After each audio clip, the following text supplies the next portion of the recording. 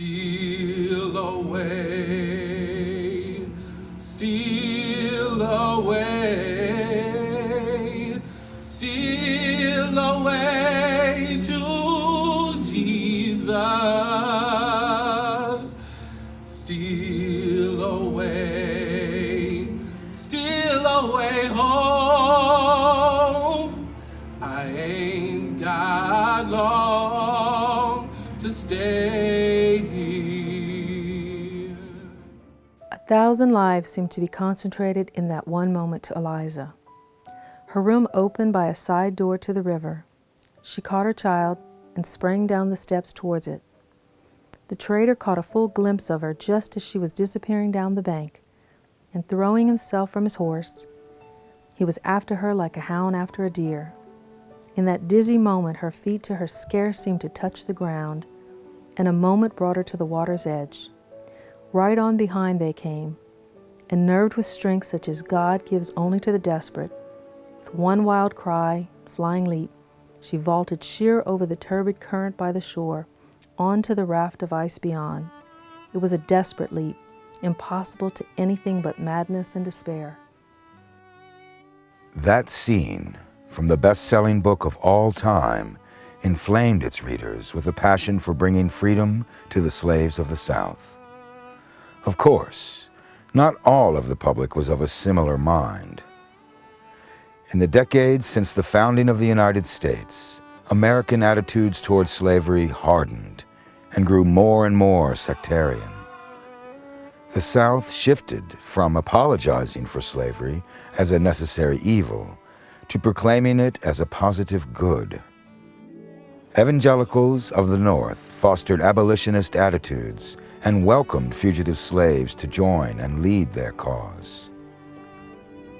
Step by step, the factions of North and South brought the nation closer to war and up from slavery.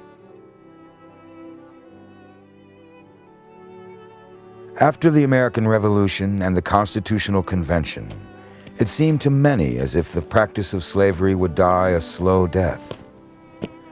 Northern states emancipated their slaves, gradually in most cases. But even in some southern states, it seemed that the public conscience was beginning to question the morality of slavery. George Washington and Thomas Jefferson both wanted slavery to end, though neither could see a successful means of emancipating hundreds of thousands of slaves. Should slave owners be reimbursed, and if so, by whom and for how much? Where would all these former slaves now live, and how? Many would not know how to live in a free society, and the eldest slaves might not be able to take care of themselves. And could the former slaves truly live peacefully among former masters? Could these two visibly different races mesh together into a single civil society? History provided no successful examples for guidance. Should freed African slaves be repatriated to their former homes? What about African American slaves, many of whom could trace their ancestry in America back as far or farther than the Founding Fathers themselves?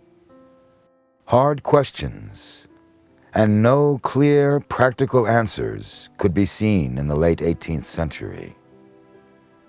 Nonetheless, actions taken during the Revolution by the early Congress and in the Constitutional Convention suggested that freedom was on the march for the slaves as well as for the newly independent America. Many American leaders, such as George Washington, had witnessed slave and free black soldiers fighting the British. Some could no longer pretend that men of African descent loved or deserved freedom less than men of English stock. The Northwest Ordinance identified a massive territory where slavery would be outlawed from the beginning. The planned end of the international slave trade drew another clear line in the sand.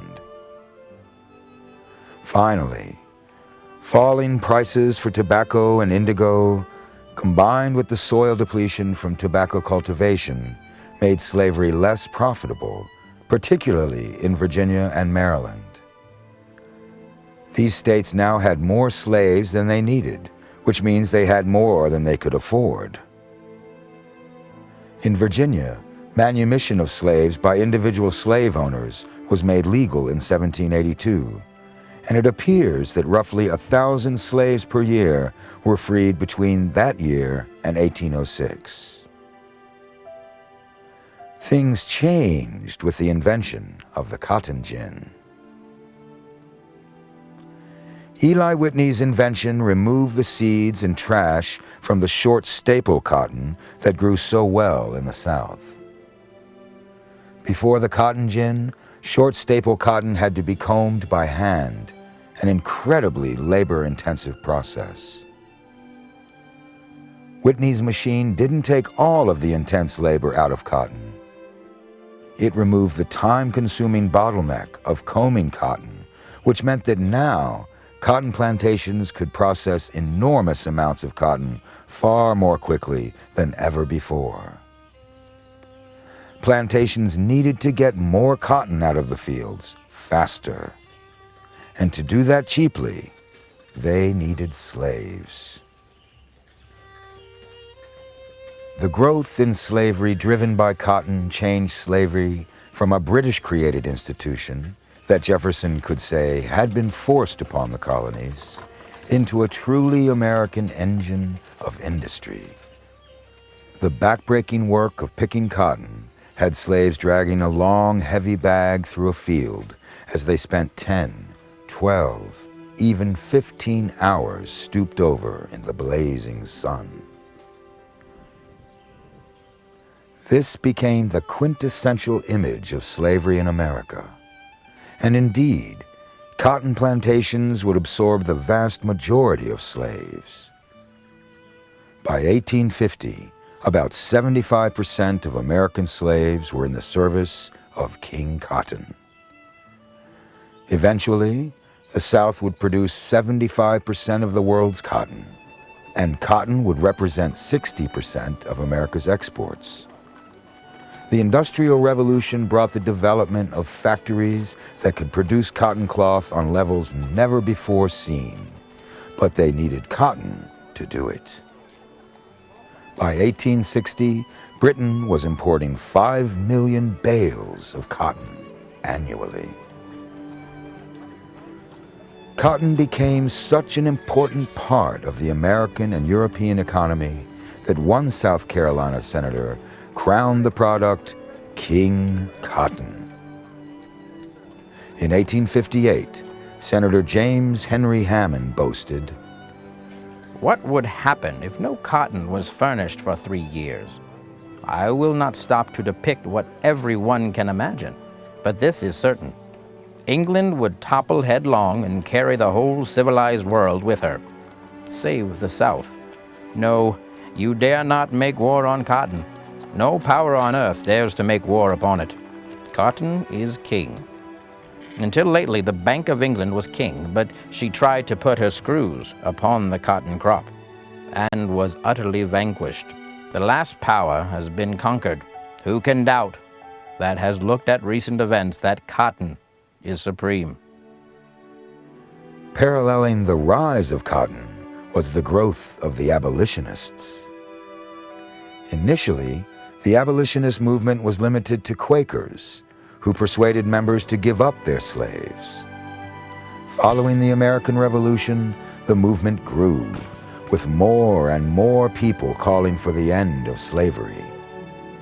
They were driven by the revolutionary ideology of all men being created equal, and by the Great Awakening, an evangelical Christian revival that swept across the nation in the early 19th century. In the 1820s and 30s, the most prominent such group was the American Colonization Society. The ACS sought to free black slaves and repatriate them to Africa.